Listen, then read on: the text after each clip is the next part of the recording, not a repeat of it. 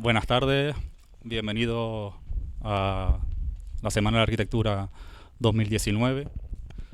Una semana que iniciamos este pasado 30 de septiembre con un taller de microarquitectura, donde tuvimos la oportunidad de jugar, de volver a ser niños y que los niños del Colegio de Playa Honda soñaran ser arquitectos.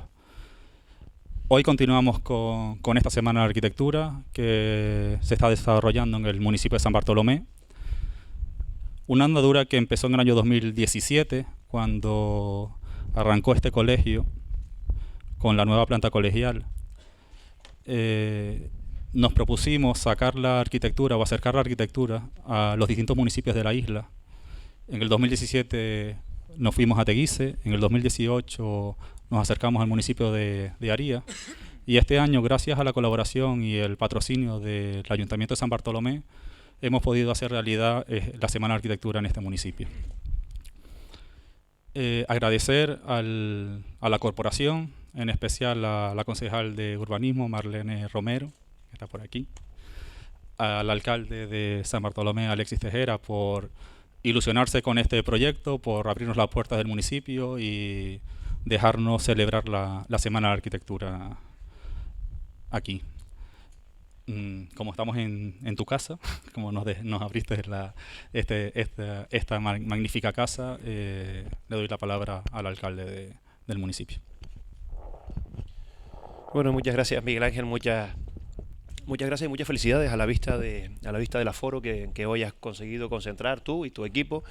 Pues es verdad que hay que felicitarte porque has demostrado o has generado interés en algo que lo tienes, sin duda, pero que a veces con la cantidad de actos que hay en el día a día, pues es difícil de ver este aforo tan lleno. Bueno, bienvenidos a San Bartolomé, bienvenidos a su casa. Bienvenidos a una joya de la arquitectura popular nacional, regional, insular y por supuesto de nuestro municipio de San Bartolomé, que es esta magnífica Casa Mayor Guerra que ha visto pasar mucha historia por este municipio desde el siglo XVIII, desde el siglo que empieza en 1700, ¿no? Bueno, nosotros que estamos muy contentos de que estén aquí, de que estén ocupando este espacio, de que lo pongan en uso, en valor. Nosotros estamos empeñados en darle otras funciones que no sean las de, bueno, un espacio que está cerrado y que solo se utiliza para bodas. Tenemos grandes ideas, ¿no? Y esperemos que en esta legislatura se pongan en práctica, ¿no? Bien, vienen a un municipio de gente humilde, gente honesta, gente con arraigo, pero gente que se sabe adaptar a los tiempos, igual que la arquitectura. Además debe ser una de las líneas de trabajo, creo que todos ustedes, hombres y mujeres que se dedican a esto o que son apasionados de esto, deben seguir, ¿no? Y lo digo porque San Bartolomé a lo largo de su historia pues ha tenido que moverse, que desplazarse en función de las condiciones climáticas y bueno, pues de las condiciones, en este caso del paso de Jable por nuestro municipio. Yo no voy a extenderme mucho, ahora eso sí les quiero decir que mi interés en base al contacto que he tenido con muchos de los que están aquí, que han hecho una magnífica labor con nuestro ayuntamiento, con el ayuntamiento de San Bartolomé, empezando por el arquitecto Alberto Lasso, al que hay que reconocer gran parte de todo lo que se ha podido hacer, pues viene de una premisa que sí he aprendido y es la de hacer las cosas de manera práctica. San Bartolomé tiene un gran patrimonio histórico, esta casa es prueba de ello, la casa Hey, la Molina de José María Giles, la Molina de Juan Armas, y otra infinidad de edificios públicos. Hay que conservarlos evidentemente, pero hay que mirar hacia el frente. Y mirando hacia el frente se consigue algo muy importante, y es que las personas que viven en este municipio o en cualquier otro hagan uso y puedan disfrutar de ese entorno patrimonial. Y eso es clave. Y para que puedan disfrutar hay algo también importantísimo, como es eliminar las barreras arquitectónicas. Nosotros estamos empeñados en esta legislatura en sacar adelante proyectos que consigan eso, que consigan una movilidad por nuestro espacio, que es tan importante en una población además que envejece tan rápidamente como la nuestra, ¿no? De ahí que tengamos proyectos muy interesantes como el Centro de Respiro Familiar, o convertir, por ejemplo, a Playa Honda el segundo núcleo más poblado después de Arrecife, en una ciudad 100% accesible. Sería un sueño, ¿no? O grandes proyectos como los que tenemos para solucionar grandes problemas de la isla, como son el paso entre la Playa Honda residencial y la Playa Honda comercial, industrial, ¿no? Que tan empeñados estamos por ese colapso que se produce en determinados momentos del día, ¿no? Bueno, poco más, desearles unas jornadas estupendas y decirles que yo tengo una premisa, en mi equipo también, y es que la política se viene a hacer feliz a la gente. Y para hacer feliz a la gente ustedes tienen un papel fundamental, ¿de acuerdo? Muchas gracias.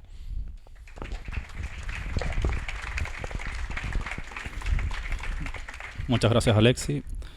Pues bueno, hoy estamos aquí para escuchar la conferencia de Manolo Feo. Manolo es profesor de la Escuela Técnica Superior de Arquitectura de la Universidad de Las Palmas, proyectos 1, 4 y fin de carrera. Ha sido profesor también de la Universidad Internacional de Cataluña. Comparte despacho entre Las Palmas de Gran Canaria y Barcelona. Su obra construida ha sido premiada en distintos concursos arquitectónicos y publicada en distintas revistas nacionales e internacionales. Ha hecho ponencias en distintos lugares, tanto a nivel insular, nacional e internacional. Ahora sumará a Lanzarote, que no habíamos tenido la oportunidad de tenerlo. Les contaría mucho porque, bueno, los que pasamos por la Escuela de Arquitectura de la Universidad de Las Palmas tuvimos la oportunidad de disfrutar de distintas conferencias de Manolo. Su obra es un ejemplo de arquitectura, de diseño, de funcionalidad. No te deja indiferente y la verdad que es un verdadero placer después de años, después de haber pasado por esa escuela, tenerlo hoy aquí en Lanzarote.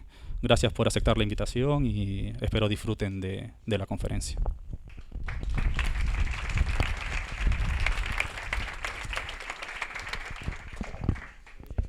Hola, hola. Bueno, yo siempre digo lo mismo, les agradezco enormemente que estén aquí porque cada uno de ustedes va a perder 1 hora o 1 hora y cuarto de sus vidas. Si se suman todas las personas que están aquí son un montón de tiempo y es un regalo enorme que hayan decidido, en vez de hacer otra cosa más importante, estar aquí. Y luego he oído que el título ha producido algún tipo de curiosidad. En el periódico publicaron después de la muerte de mi padre, del padre. Es un título freudiano, no es un título personal. Al final creo que algo de mi padre va a salir. ¿Podemos poner el PowerPoint? Perdona, alguien que controle. ¿Por qué el título? Yo siempre les digo a los alumnos que cuando los arquitectos somos víctimas de 2 tipos de imágenes. Las imágenes que generamos nosotros, las que creamos, y otro tipo de imágenes que son las que nos asaltan. Cuando ves una obra o un proceso creativo que te interesa, te quedas seducido por ese proceso creativo y a veces navegamos entre una situación. ¿Cómo se coloca esto? Entre una situación y este dibujo es la primera casa que yo hice. Está dibujado con un instrumento que algunos recordarán, el Rotring, sobre papel poliéster. Eso es una trama de Letraset. Y era el momento en el que la representación gráfica con Rotring alcanzó el máximo nivel de desarrollo. A los 10 minutos llegaron los ordenadores, llegaron los plotters y todo esto quedó muerto. ¿Por qué pongo esta imagen? Porque ordenando proyectos para esta charla y recordando un libro que he leído recientemente, que es La muerte del padre, de Karl Ove Knausgaard, en el que habla de cómo el conocimiento se fija cuando la primera operación que haces es fijar la distancia a la que miras algo. Las distancias interestelares las miramos con telescopios, las distancias microscópicas las miramos con un microscopio electrónico. Una vez que se ha fijado el tiempo, dice el último párrafo, el tiempo empieza a correr más deprisa. Y yo he tenido esta sensación estos días preparando la charla. Y por haber leído de nuevo este libro, la autobiografía científica de Rossi. ¿Se acuerdan de Aldo Rossi? Aldo Rossi era un arquitecto que podamos decir que tocó el cielo en vida. Era un catedrático de Venecia. Y este libro lo escribe ya muy mayor, un poco anticipando o teniendo la premonición de su muerte. Y en ese libro habla de que hay 2 tipos de arquitectura. Una que se hace desde la juventud, desde la ilusión, desde las ganas de cambiar el mundo, cuando te sientes poderoso, cuando tienes instrumentos, tienes tiempo, no sabes cuánto te va a costar las decisiones que vas a tomar en cada proyecto. Y hay un momento en tu vida en que aparece eso que todos deseamos y que cuando lo tenemos nos pesa, que se llama la experiencia. Y la experiencia se convierte en una lápida muy pesada que hace que cuando cojas el lápiz e intentes dibujar, la mano te pese. Por lo tanto, de pronto descubre que aquello que habías estado buscando toda tu vida, yo creo que eso afecta a la arquitectura y afecta a cualquier proceso creativo, de pronto lo tienes y no era como tú lo imaginabas. Entonces, los proyectos que voy a enseñar están como ordenados en 2 capítulos. Aquellos proyectos en los que yo creía que era capaz de hacer cosas y aquellos proyectos en los cuales he detectado que cuando el tiempo pasa, cuando el tiempo pasa, se convierten en algo casi testamentario, en el sentido de que empiezas a reconocer relaciones. Esto es una cosa que pasa cuando te haces mayor, de pronto estableces relaciones, las cosas empiezan a hablar con las cosas, como cuando colocas objetos sobre una mesa y los objetos se ponen a hablar solos. Eso pasa en un momento de tu vida. La autobiografía científica de Rossi es un libro maravilloso, para nada técnico, y en el que él recuerda ese momento perdido de cuando la ilusión embargaba su vida como arquitecto. Nosotros trabajamos en un sitio así, en un sitio que hay cumbre, medianía y costa.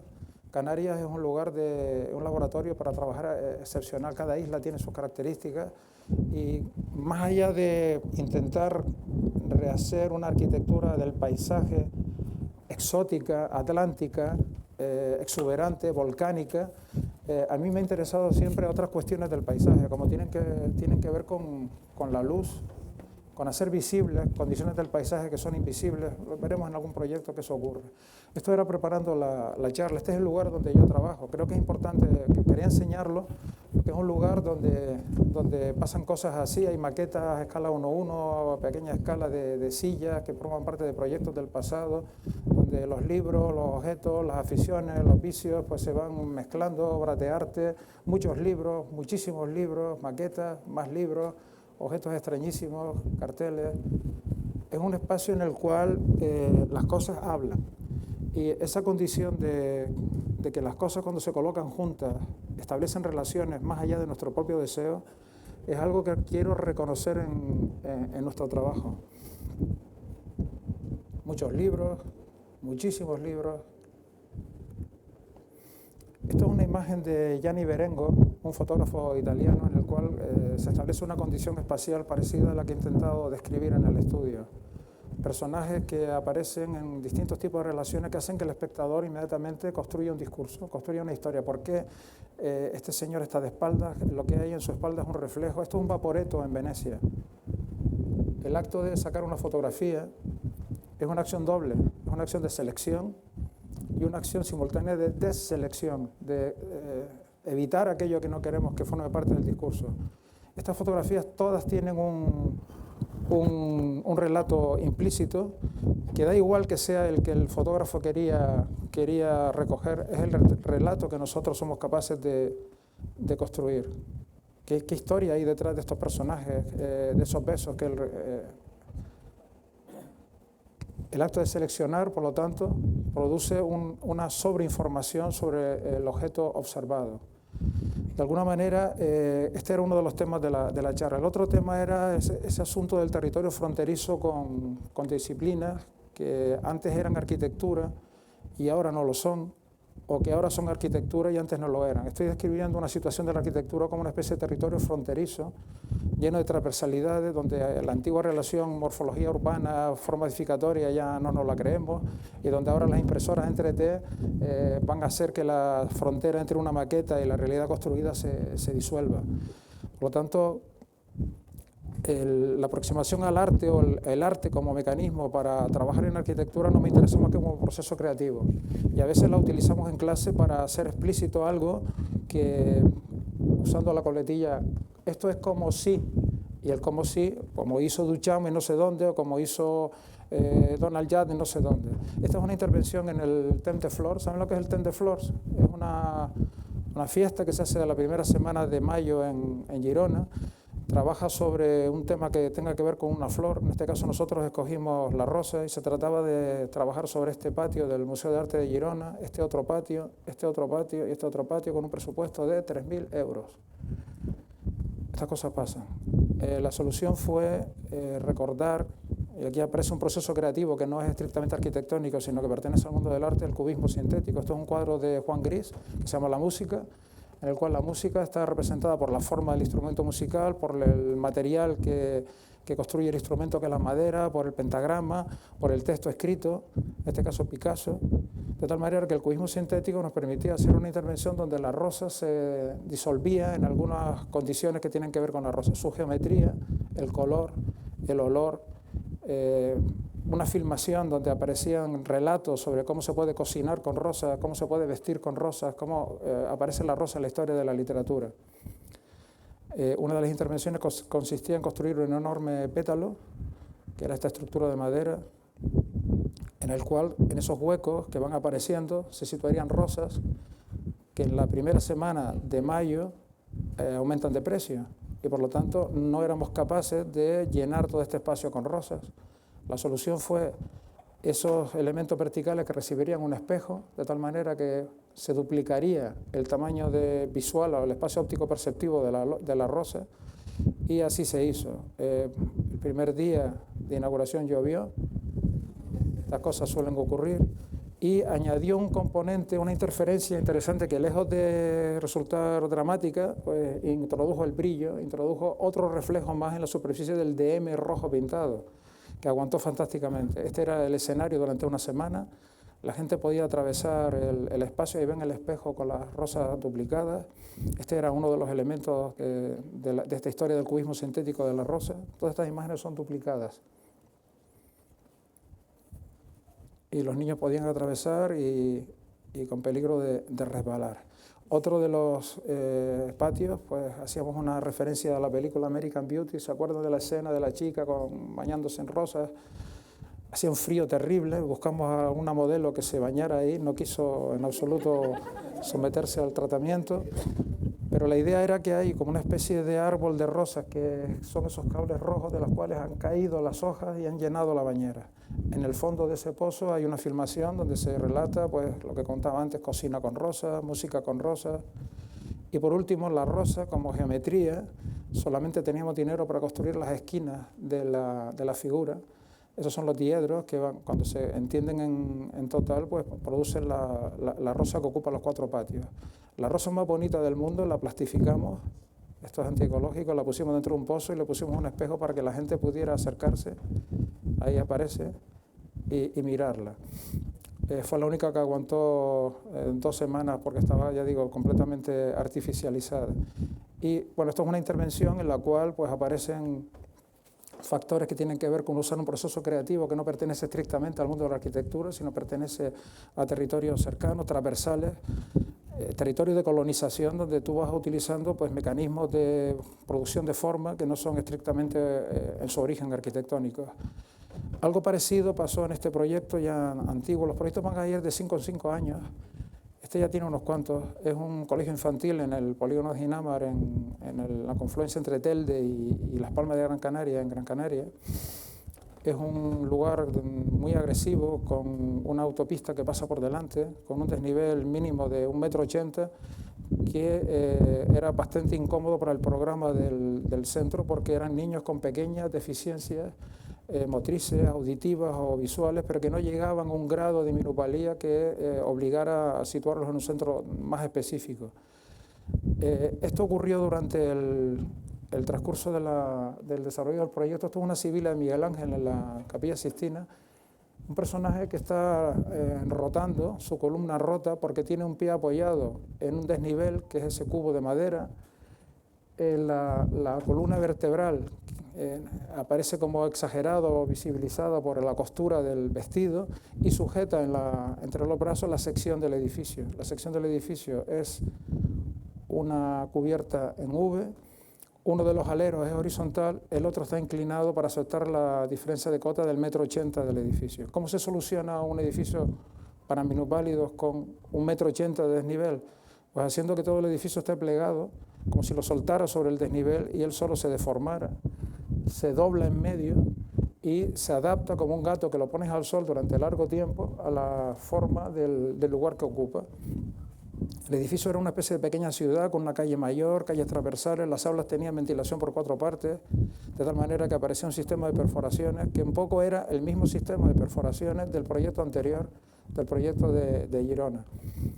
Este edificio se construyó, como digo, en la confluencia entre 2 municipios, en un lugar terrorífico, con un relleno de muy mala calidad. La mitad del presupuesto se gastó en ese relleno, que luego es una operación invisible. Estos son los patios que permiten que cada aula tenga ventilación e iluminación por 4 lados, que genera esa topografía plegada de la cubierta que hacía referencia a la espalda de la sibila de Miguel Ángel.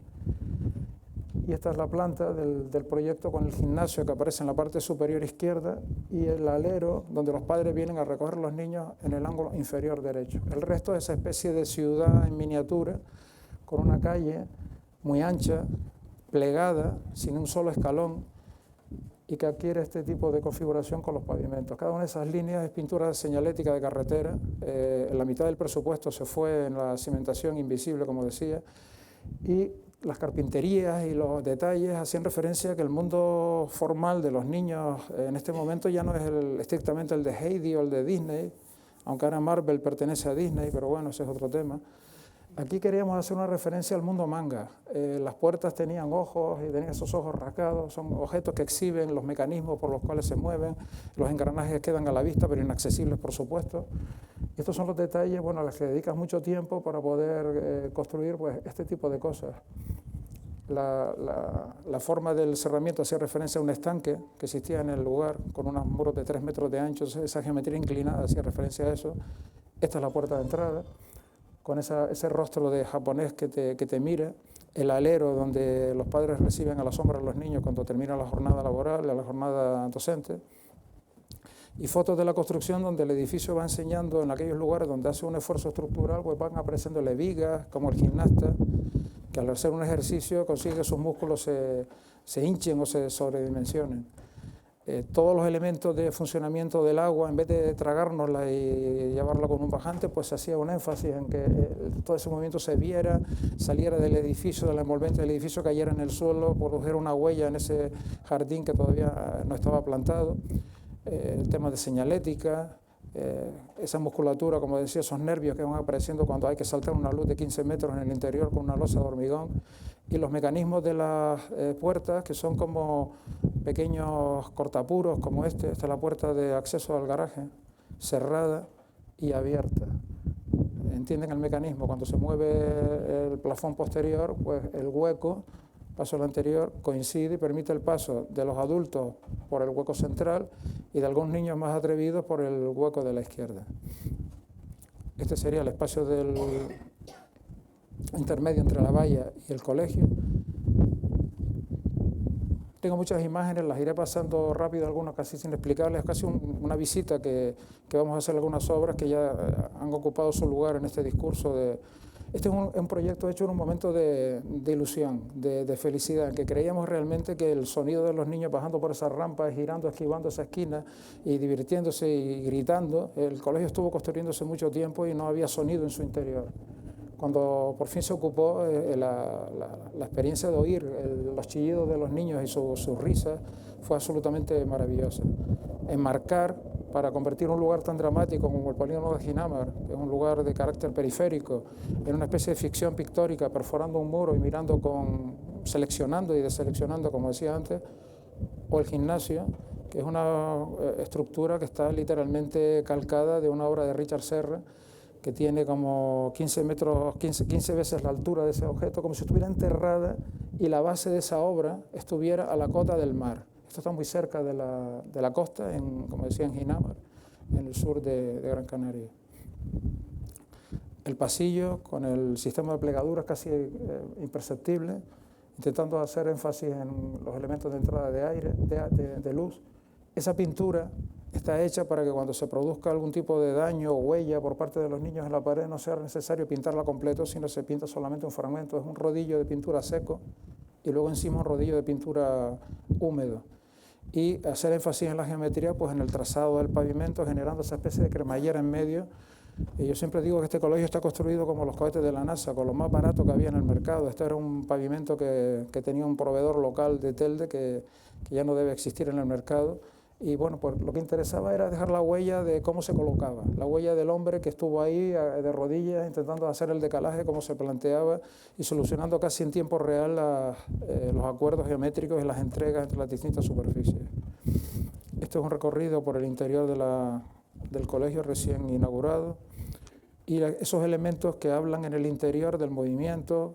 Esta pieza se dejó sin pintar a propósito en un lado, mientras que en el lado contrario esta es la pintura que se utiliza para el galvanizado, para evitar que la pintura que se coloca de acabado sea rechazada, mientras que por el lado contrario pues tenía la terminación adecuada.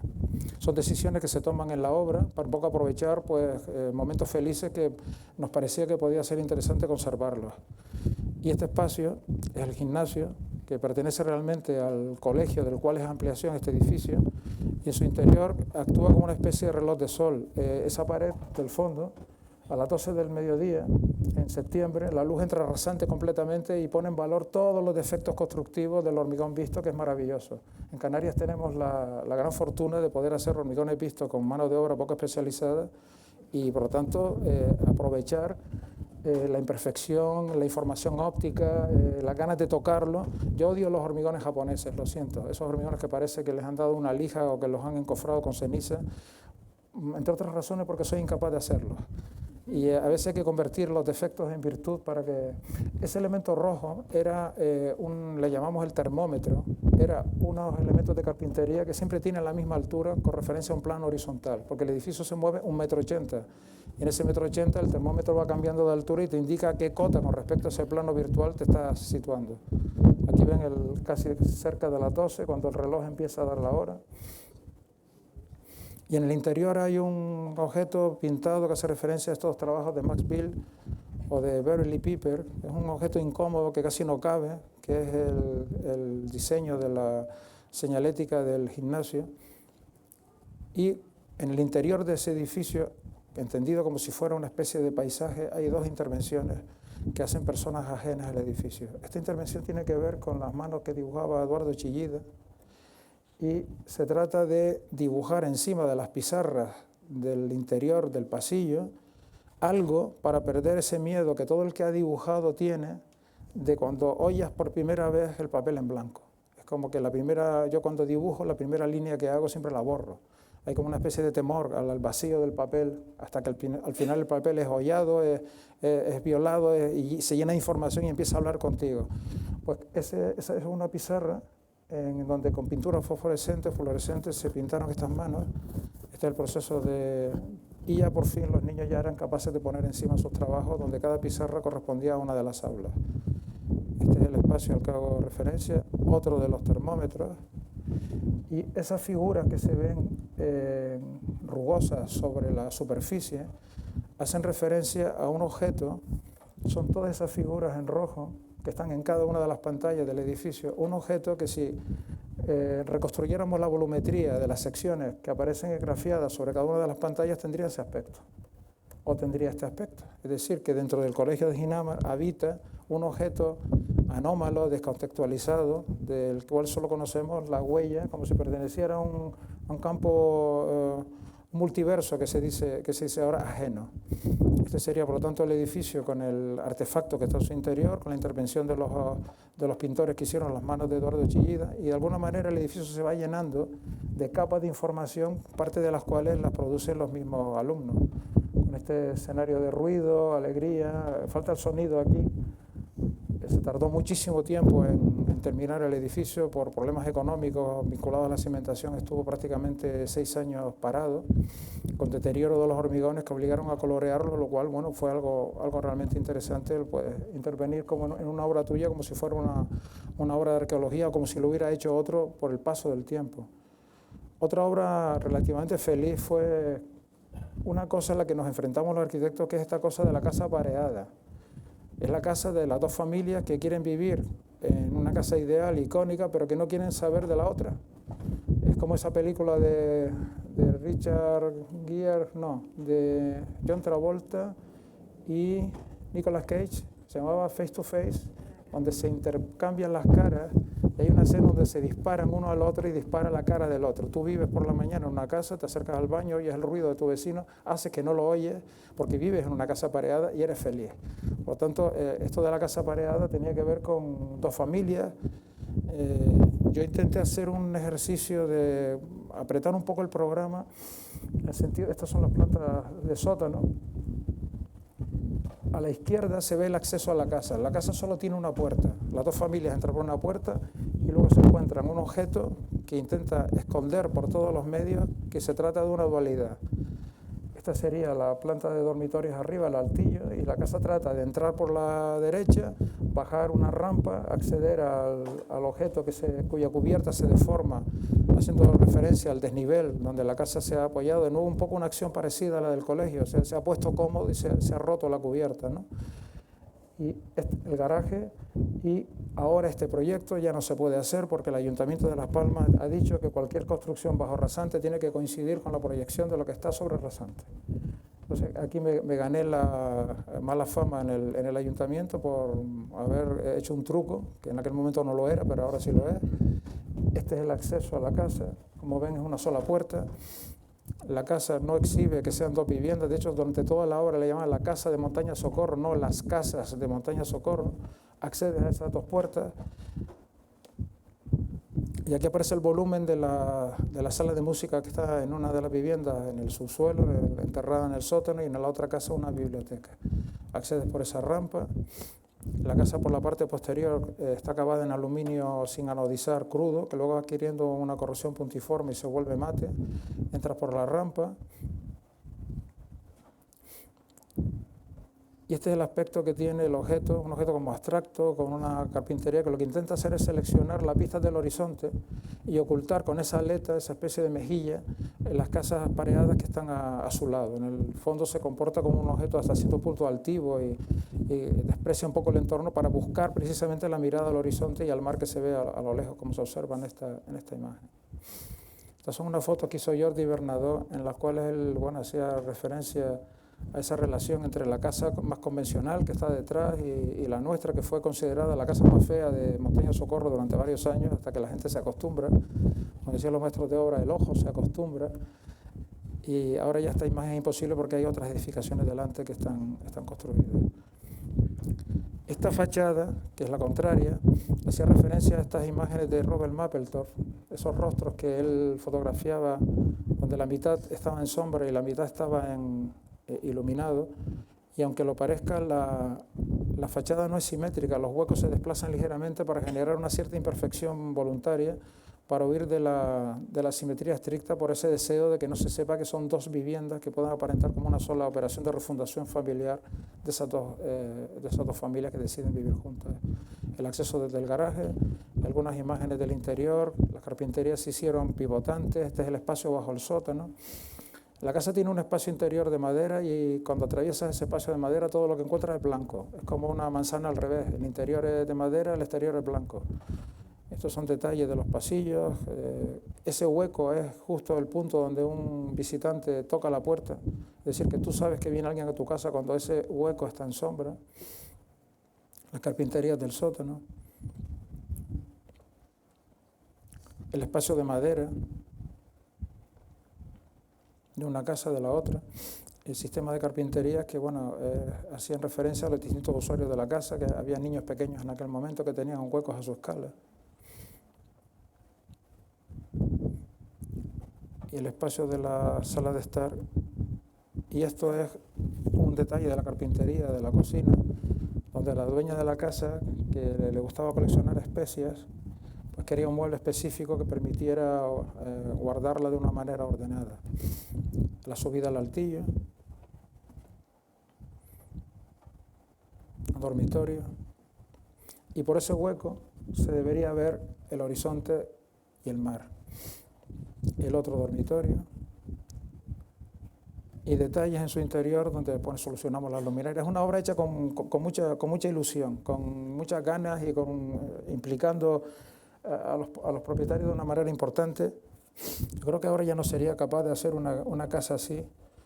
El resultado final fue que, pasado el tiempo, las dos familias entraron en conflicto, la entrada común empezó a ser un problema, y en este momento pues están planteándose la posibilidad de eliminarla y hacer dos puertas.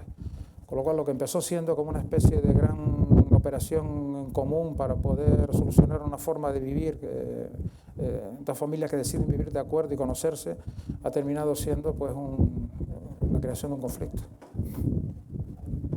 Esta otra casa cuyo primer dibujo hice en el año 95, se terminó hace 3 años. A veces los proyectos se alargan en el tiempo una barbaridad.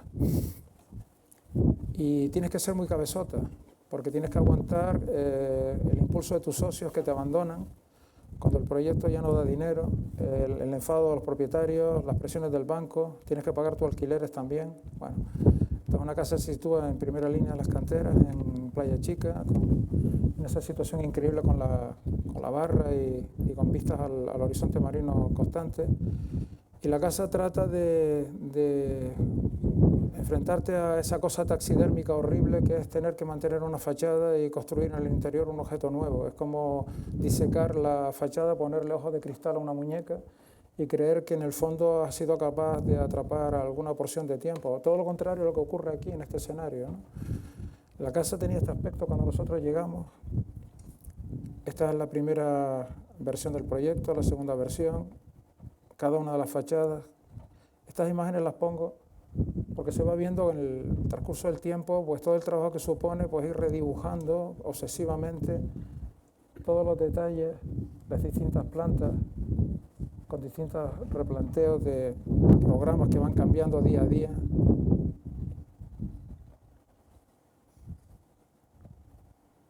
Si se hiciera una animación verías un objeto en movimiento, vibrando, cambiando de forma.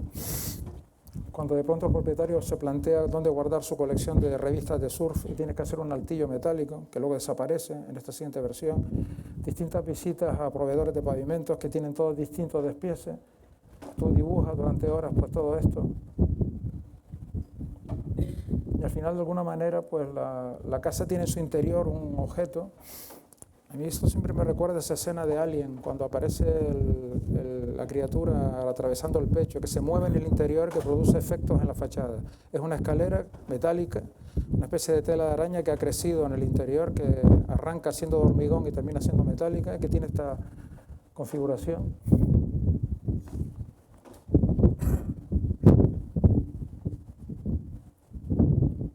Y por fin la obra se empezó y tenía este aspecto. Había que mantener la fachada separada del suelo, puedes pasar el brazo por debajo del muro, como se aprecia aquí, y cada piecita metálica, cada piedrecita hay que conservarla porque hay un deseo de mantener esa fachada a costa incluso de un coste económico completamente descabellado. Estos son momentos interesantes. Esto es un momento de máximo control, en el que, aunque parezca que se nos va a caer todo en cualquier momento, está todo apuntalado, sujetado, cada piedrecita tiene nombre y apellido y bueno, la tocabas con cariño y con miedo también. Y son momentos de máxima intensidad durante una obra, que los que hayan hecho rehabilitación saben a lo que me refiero. Luego veremos este espacio terminado. La obra tiene una estructura de hormigón, se construyó también durante muchísimo tiempo, cambió de propiedad. Aquí iría la escalera, esto es una jardinera. Este es el aspecto de los huesos de la casa todavía desnudos, esperando a ver qué va a ocurrir. Son momentos de gran brillantez porque todo es una promesa. Cuando estás en esta fase todo puede ocurrir o todo puede echarse a perder y se pasa bien y mal. El deseo final era atrapar el horizonte. Y en la cubierta se soluciona con un árido, igual que el de la playa, como si la casa hubiera salido del nivel de la arena y se hubiera llevado un pedazo de playa a la cubierta. Este es el aspecto que tiene la cubierta durante la obra. Son momentos, como digo, cargados de promesas y donde pues tú sufres al mismo tiempo que sueñas con que las cosas puedan salir bien. Ya te vas dando cuenta de que no tienes todo el control que imaginabas. Ya no es como la casa anterior en que crees que puedes solucionarlo todo. Aquí hay muchas interferencias, el cambio de propiedad hace que la ilusión o la seducción que haya sido capaz de plantear con el anterior propietario se haya roto completamente. Y así estuvo durante muchos años en este aspecto, estuvo casi 6 años así, mientras el propietario anterior la ponía a la venta y la compraba la propiedad que finalmente la terminó. Y un día pues termina por construirse. Esos son detalles de cómo se colocaban las carpinterías, son miradas como muy parciales, como un objeto fragmentado que aún no tiene un cuerpo que puedas enseñar. Y así aparece desde la playa de las canteras asomando la cabeza detrás del giro de lo que ahora es Playa Chica o el Muro Marrero. Aquí casi parece que se está asomando y que en cualquier momento se va a mover hacia la izquierda y va a aparecer completa. Esto duró como 6 años, esta situación, hasta que un día se forra de aluminio de la aleación naval, se habita y pasa igual que en el colegio, empieza a haber vida en su interior, ponen el Sálvame Deluxe en una televisión de 2 metros de ancho y ya la gente vive feliz y reciben visitas y la enseñan y todo el mundo está contento y se olvidan de ti.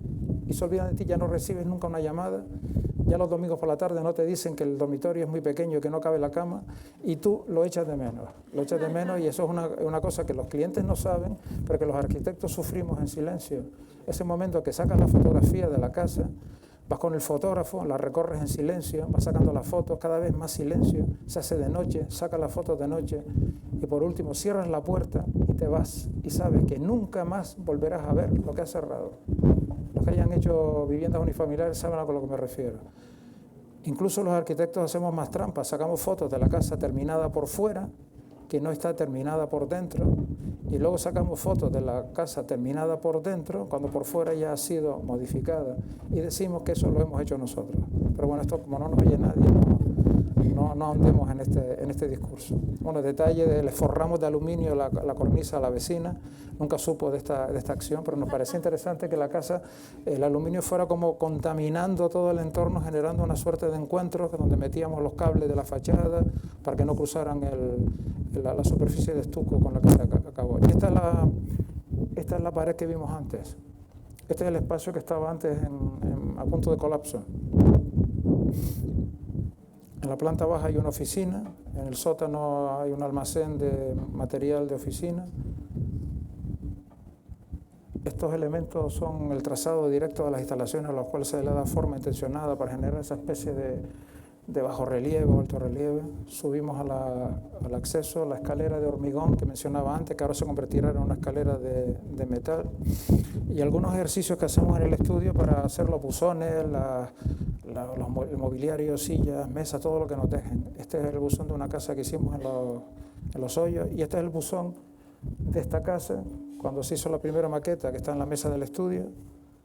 Este objeto casi escultórico luego se formó parte de una exposición donde cogí un tirador de una puerta y el buzón, y esta pieza se llama Tirabuzón, muy original, y ahí tienes el buzón colocado en la cara interior del acceso de la calle Sargento Llagas en las canteras.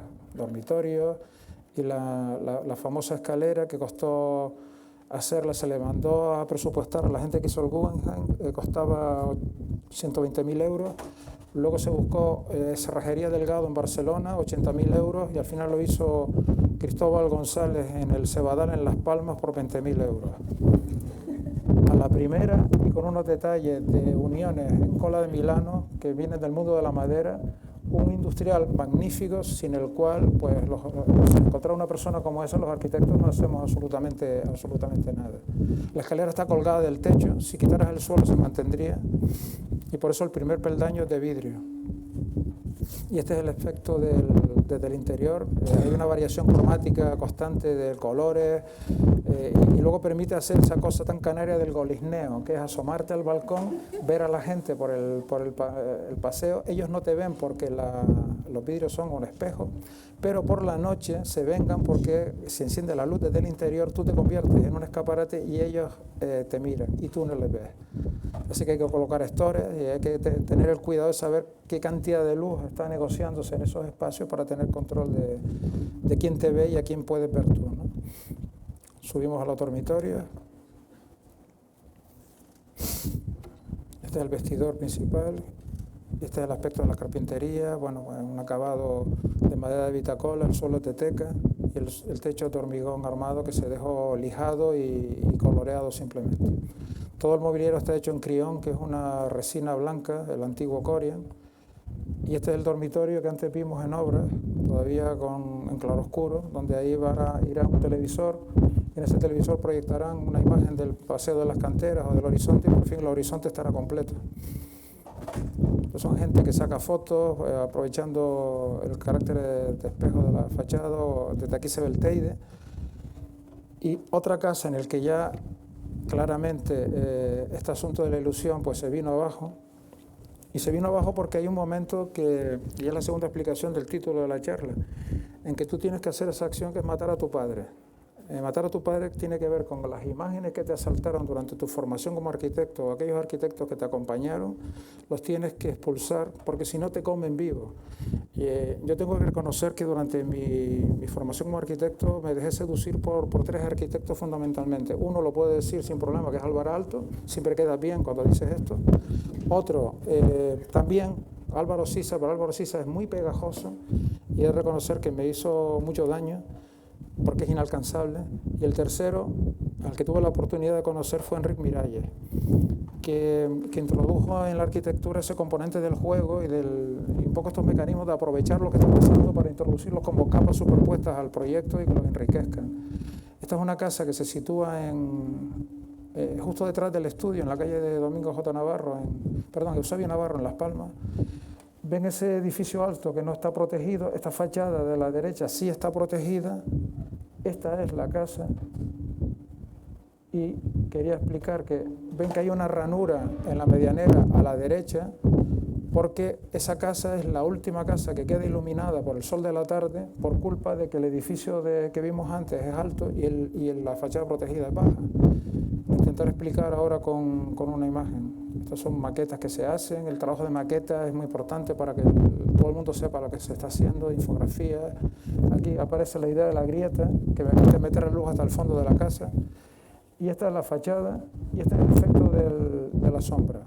En septiembre este es el patrón lumínico que hace que justo en la ranura, paso al anterior para que se entienda un poco mejor, justo en la ranura entra la luz al fondo de la casa y permite que sea la última gota de luz que es aprovechada por las viviendas que construyen esta casa. Aquí ven la grieta, cómo se abre hacia el fondo.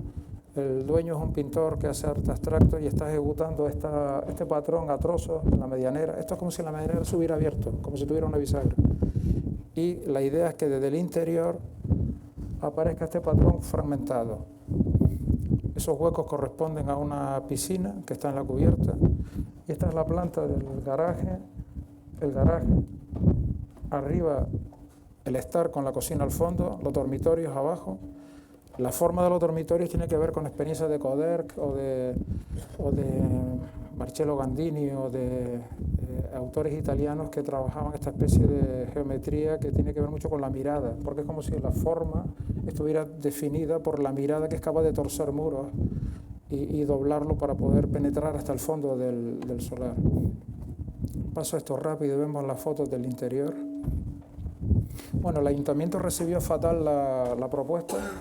Hubo que hacer ejemplos de estuco para indicar cómo se terminaba, indicar qué grados tenía cada uno de los enviados de la fachada. Esta cosa estúpida de decir que una cosa tiene 15 grados o tiene 20, porque decían que la arquitectura racionalista no tenía este tipo de inclinaciones. Le hicimos una maqueta, un recortable en la técnica municipal para que en sus ratos libres se pudiera montar una maqueta. Y luego hice este plano absolutamente mentiroso en el cual pues demuestro que cada dintel y cada umbral de cada hueco tiene una relación con el entorno, que por otra parte es un entorno al que tienes que hacer referencia. ¿Que por qué los huecos se mueven? Pues porque un tío que se llama Alejandro de la Sota que hizo ese edificio y movió los huecos y yo los moví al revés. ¿Entienden el dibujo de la derecha, no? ¿O por qué hay un hueco tan grande arriba? Porque un tal Le Corbusier hizo una vez una casa para un pintor y en la parte de arriba le puso un hueco muy grande y yo le pongo un hueco muy grande porque esta es la casa de un pintor. Esas cosas que pasan. La geometría tiene que ver con Camargo, tiene que ver con Noguchi. Que por qué este hueco tiene esta forma inclinada, porque hay una caja metafísica de un tal Jorge Oteiza que a mí me gusta mucho y porque hay una grieta, porque Jorge Oteiza en esa caja metafísica de la derecha abajo también hizo una grieta. O sea, este mundo de la grieta que al final termina pues construyéndose pues de esta manera, con esos huecos también de vidrio especular que atrapan las palomas que vuelan, el cielo, las antenas y cualquier episodio lumínico atmosférico que ocurra. Ahí ven la grieta. La única casa de Las Palmas entre medianeras que tiene dos fachadas. La puerta tiene 4,5 metros de alto, pivotante, por esos elementos que sobresale arriba para proteger el trozo que asoma. Y este es el aspecto que ya tiene menos interés del interior, con esos suelos de madera, todo hecho en crión, igual que la casa de las canteras. Y la campana de la cocina ausente, porque la campana está... Aquí la ven delante de la vitrocerámica, sobresale del pollo con un filtro de carbono que funciona muy bien, pero la campana ha dejado la huella en el techo en un trabajo de escayola como se ve. Y por la noche cuando se pone el sol y se enciende la luz artificial, este patrón de luces coloniza el plano de la calle como si el suelo fuera capaz de atravesar y producir una especie de plano virtual recorrible o por lo menos visible. El espacio de la grieta y distintas imágenes del patio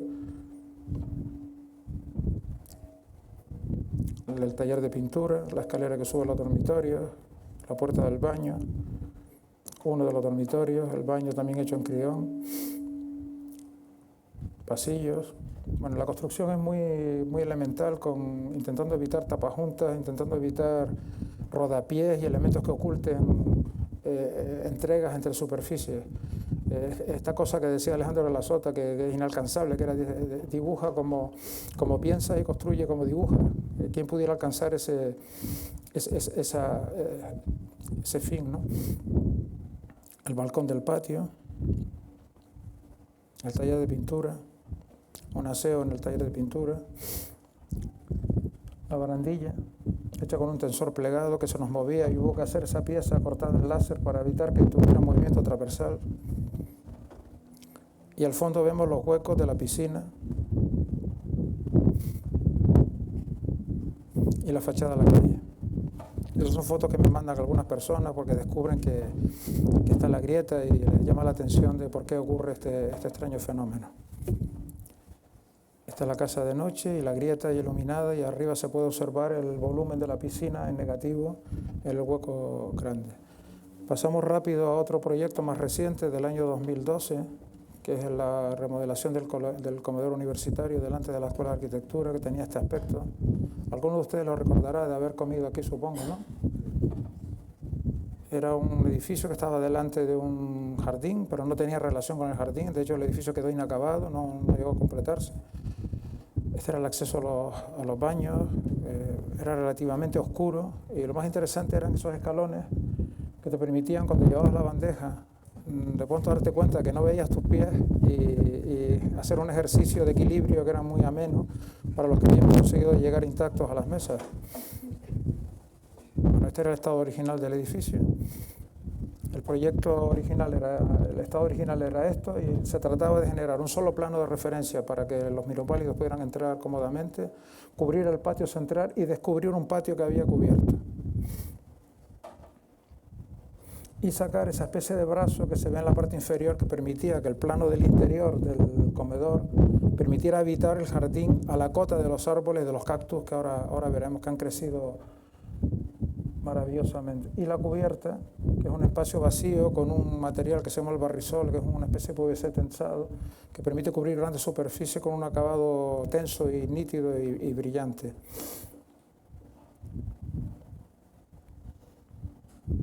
Ahí se ve el plano de referencia, la cubrición del patio y las perforaciones que se le hacen a las dos pirámides del edificio original para meter luz.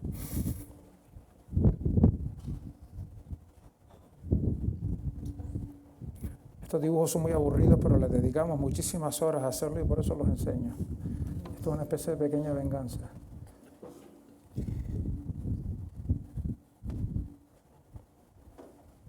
Como si sometieras el edificio a una especie de autopsia. Una vez terminado, estos dibujos no tienen más interés que reconocer situaciones espaciales que realmente son difíciles de reconocer en la realidad. A veces el dibujo tiene capacidad de hablar de arquitecturas que la arquitectura física no es capaz de evocar.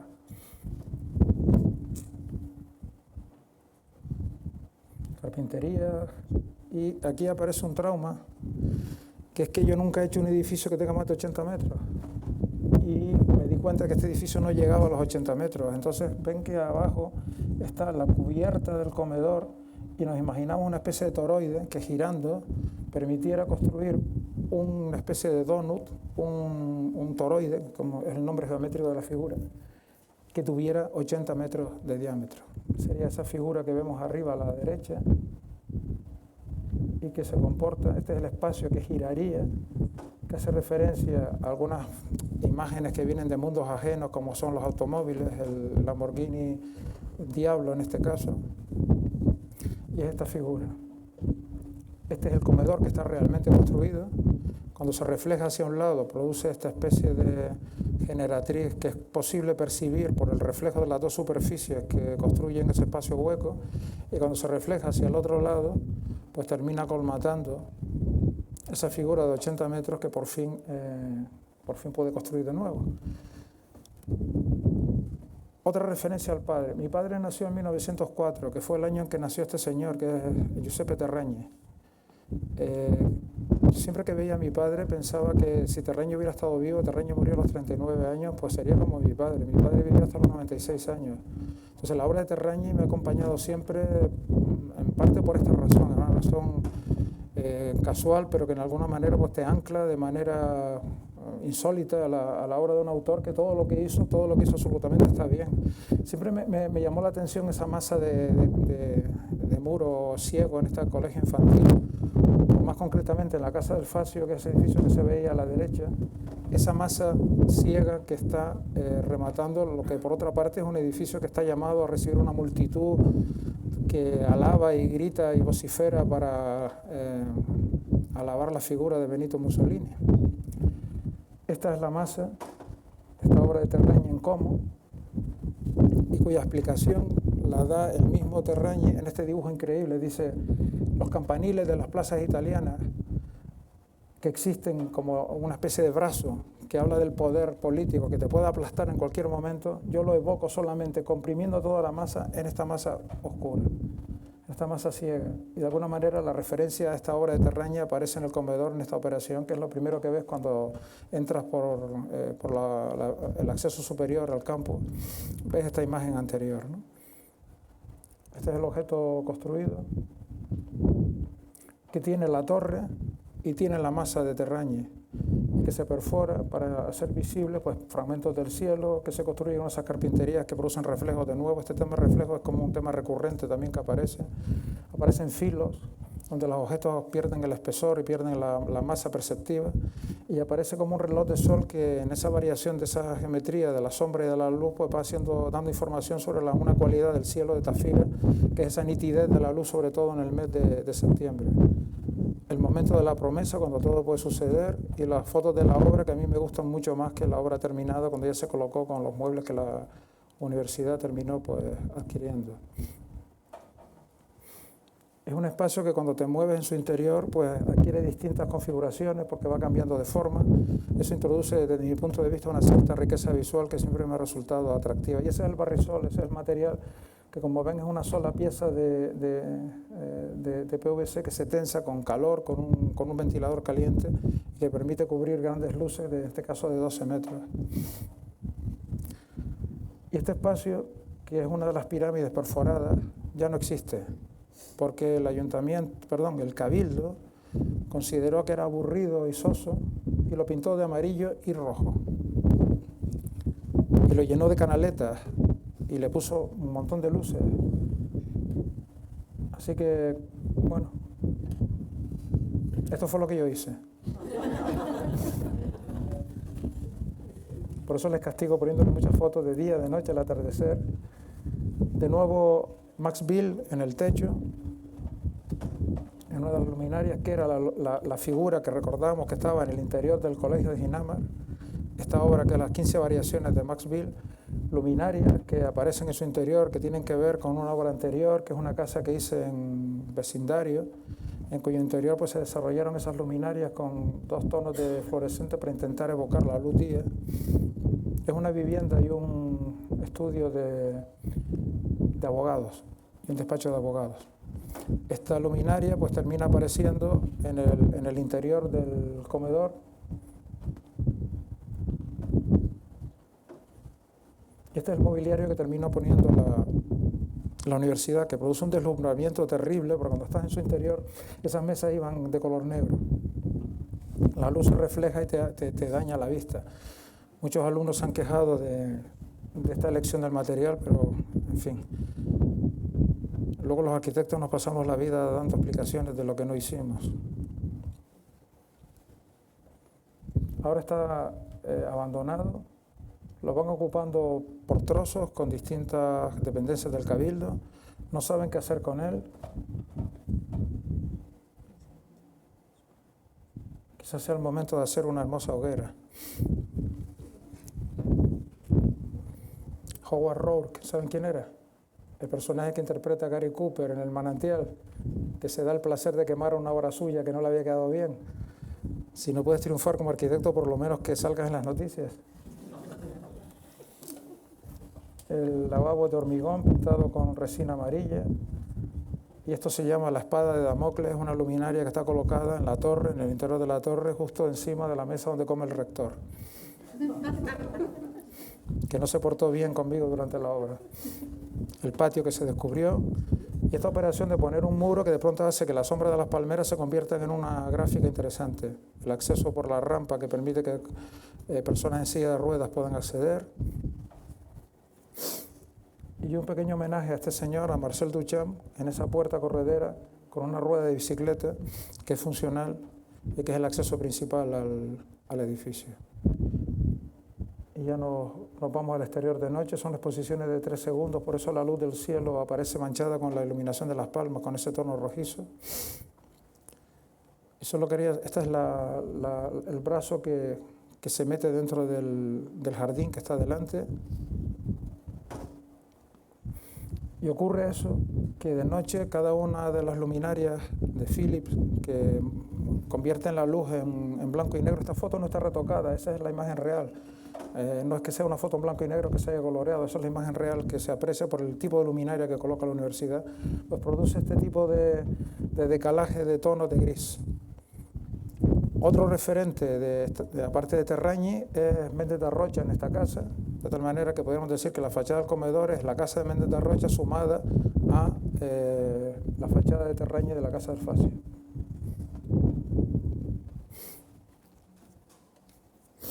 Y ese componente reloj de sol que va indicando con sus variaciones pues, la cualidad de la luz de Tafira.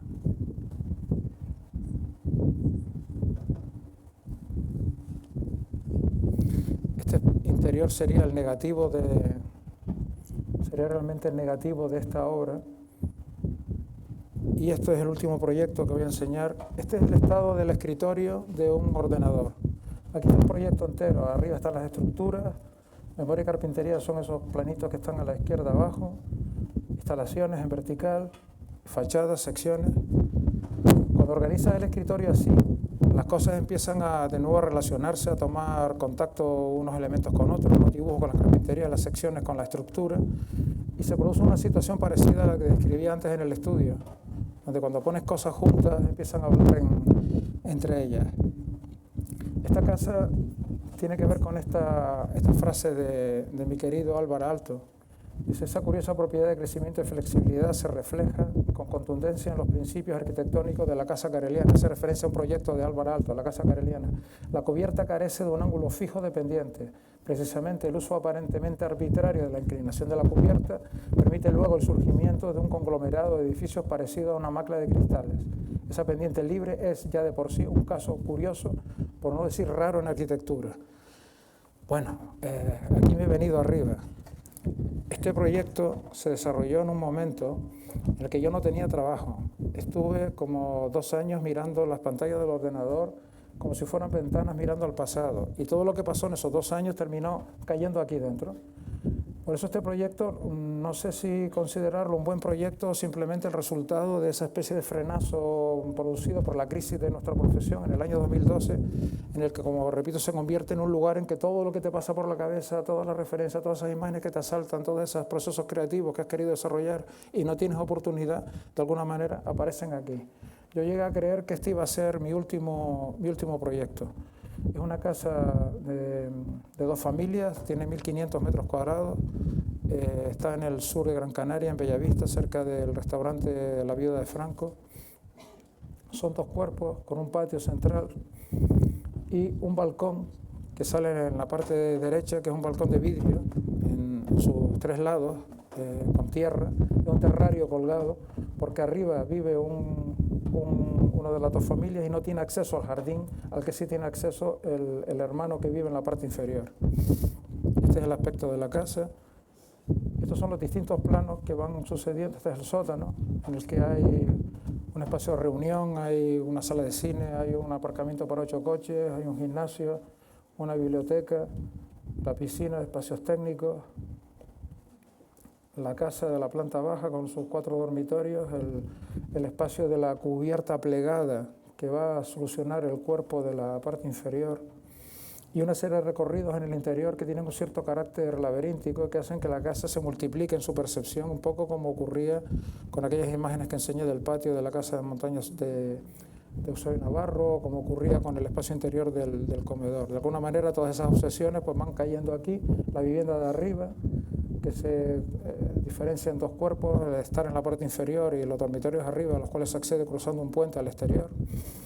Y las cubiertas, con esa cubierta plegada, con una pendiente no constante que permite, o yo quisiera creer que permite que debajo aparezca ese mundo cristalográfico. Y unos planos maravillosos que me encanta, que nunca enseño, que son los planos de estructura, donde realmente le ves los huesos a los edificios, donde ves cada una de las armaduras entendiendo lo que ocurre en su interior, las secciones dando información sobre cómo se construyen las cosas. A mí estos planos me parecen muy bellos, perdonen que les aburro enseñándolos, pero todas esas superficies, esos detalles que son un chequeo que luego el calculista produce sobre tu proyecto es maravilloso porque terminas conociéndolo pues mucho mejor tú mismo, ¿no? Esta es la cubierta de ángulo no constante, la sala de estar principal, la sección transversal. La estructura tiene unos pilares en V porque no tiene junta de dilatación, por lo tanto los esfuerzos de dilatación se colocan en el plano horizontal y el único pilar que es capaz de no deformarse, un pilar así haría esto y un pilar en V como un triángulo se mantiene estable. Todas las distintas fachadas de los dos cuerpos, 4 fachadas, la fachada de la sala de arte en la parte inferior y hay un hueco que atraviesa la casa de parte a parte donde ven un dron dibujado ahí. Esto es motivado porque ese hueco mete un poco de exterior en el interior de la casa, ese hueco va pintado en rojo, la luz que entre por ahí manchará de rojo el espacio de la sala de estar y producirá pues un efecto cromático que creemos que puede ser interesante. Esta es la maqueta que se hizo para explicar el tema de la cubierta, cómo debajo se mete el programa sin hacer énfasis en dar información sobre cuántas viviendas hay en su interior, el balcón de vidrio, la sala de estar, una parte como inacabada de hormigón que queda en la parte izquierda de la casa.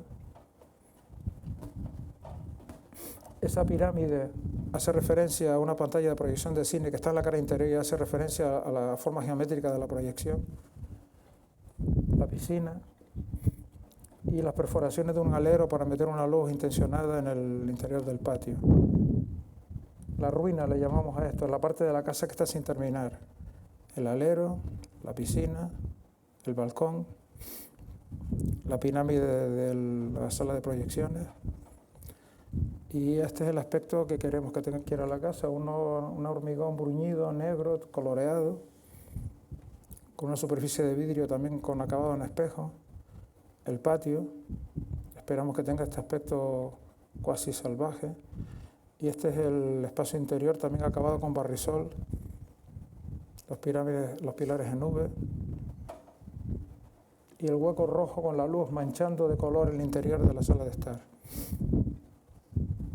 Y esto ya son fotos de la obra, el garaje,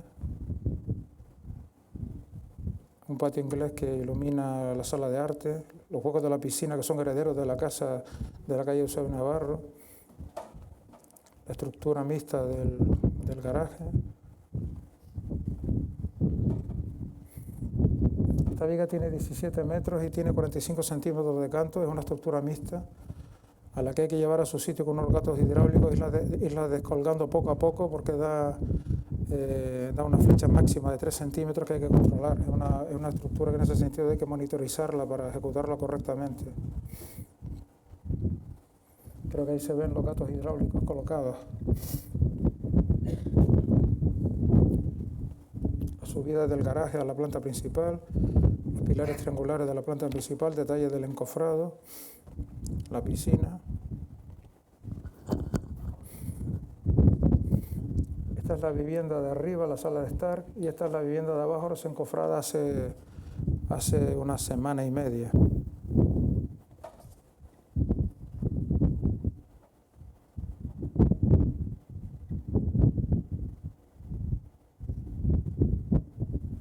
Este es el hueco rojo, porque irá de rojo. Esta es la comparación entre lo que pretendíamos conseguir y la realidad. Bueno, para terminar, no le voy a enseñar esta casa, le voy a enseñar el proyecto que he tardado más tiempo en mi vida en hacer, que es una cosa que está dentro de esta casa, que está en la parte de arriba, en un altillo, en este espacio que es un apartamento, está acabado con este tipo de terminaciones de crión, blanco, en fin, es un vestidor con una sala de estar, un pequeño dormitorio, un aseo. Es una casa en Ciudad Jardín. ¿Por qué digo que es el proyecto que más tiempo ha tardado en construir? Porque es una mesa, que es la que aparece en el cartel de la conferencia,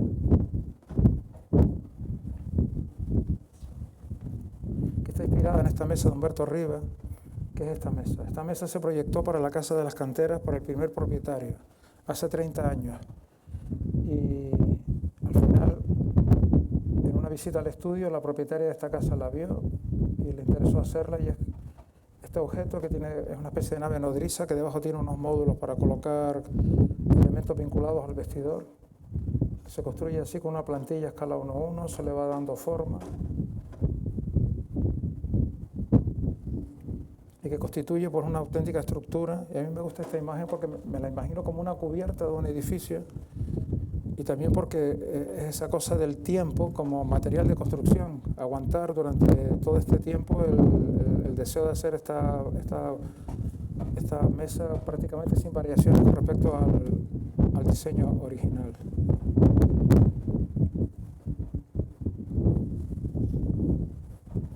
Estos módulos tienen ruedas y pueden meterse debajo, forman esta especie de conglomerado, o pueden adoptar posiciones relativas como esta.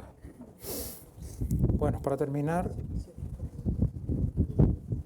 a mí me gustaría hacer lo que hizo este señor. Este es Michael Eisner, cuando construye el doble negativo en Arizona, y como él ya tiene la obra construida, contrata una grúa que la ven en la parte superior izquierda, se cuelga y con una cámara fotográfica saca un alzado lateral, una planta y otro alzado lateral. Si los arquitectos fuéramos capaces de hacer una sola obra cada vez, no haríamos planos, porque estaríamos sentados en la obra diciendo un poco más a la derecha, un poco más a la izquierda. Como esta casa, hice hace 5 años en Arinaga, que cuyo único propósito es, ante un entorno sin interés y ante la situación agresiva del tiempo, el calor, el viento, atrapar esta fotografía de un avión porque se sitúa en el corredor aéreo del aeropuerto de Las Palmas. Bueno, esto es todo. Muchas gracias.